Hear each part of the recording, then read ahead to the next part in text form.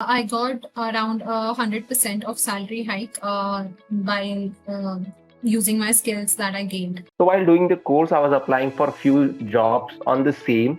I got a job in Tech Mahindra. That was the main impact Intellipaat had on me, because if I did not do that, I would never get the job in Tech Mahindra. I got a better offer in an MNC as a senior analyst.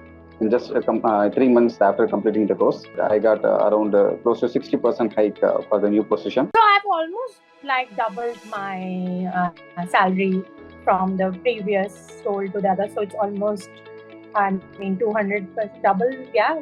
So it was double the previous amount. The 3 months of completing the course, I got in a new company as a software engineer in the analytics team. This certification really helped me in this career transition. So the transition was good. The professors, IT professors were good. The industry experts had a very good knowledge with programming. Modules which are required for a data scientist, everything is covered in data science, AI, Python programming, and everything. Everything is there, and everything is started from the basics. So obviously, it is good enough.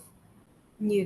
And I will suggest everybody, like anyone who asks me, to enroll in this course. They gave me an 50% raise as well. Impressed many of our stakeholders like CTO and Director of Engineering.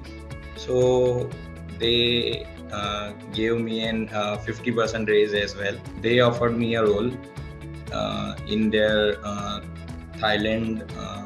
Thailand office, which is their headquarters actually.